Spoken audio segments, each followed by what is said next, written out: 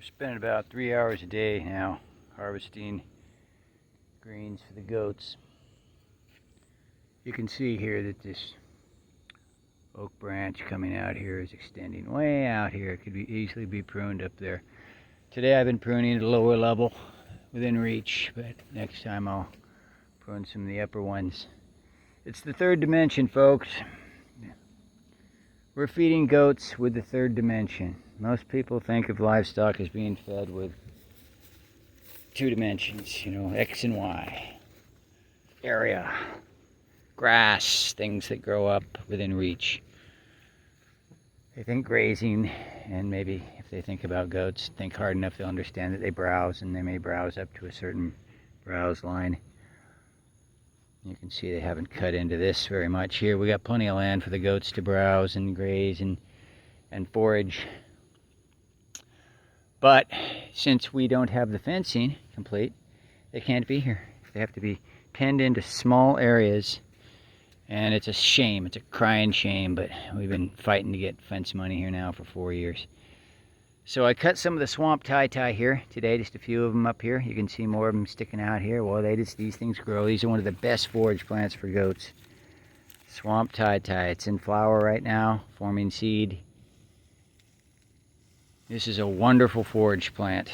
It's excellent because you can grow it and the goats can only reach so much. It grows up strong. It stays alive. It'll keep growing, and you can prune it and you can feed the goats. So the third dimension is something we're going to keep talking about in the capacious rangeland goats community, and it's really powerful because think of what can be grown down here. And think how much more can be growing up there. It's multiples. And these trees need to be pruned. Vines need to be pulled down that are strangling trees. Trees are getting too spindly, and they'll end up falling over, and vines will help them down. It's what we do, folks. We get out here and we help all the trees. We help them live with a lower center of gravity, with a bushier profile. And more branches come out, more and more branches, flowers, and fruits that way. There's continual harvest from the woods, in the margins of the woods here. All these understory plants, bushes, and shrubs, many of which we have here, you know, they grow up like trees. I mean, look at this swamp tie here. It's up, you know, that's at least 12 feet right there. Right, I mean, I'm about six foot right here.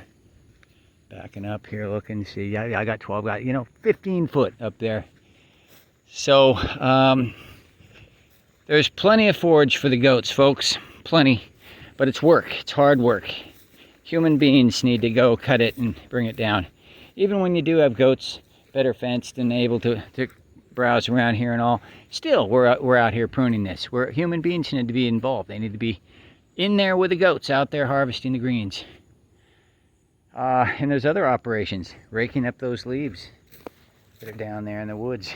All the humus, lots of humus for the composting and for the growing of crops, other crops that we grow for the goats and for people. So we'll talk more about the third dimension, and keep it in mind. Any questions you got about it for us, or any inputs, anything you do in the third dimension for your goats and for anything else, just please let us know what you're doing. Let's go feed some goats.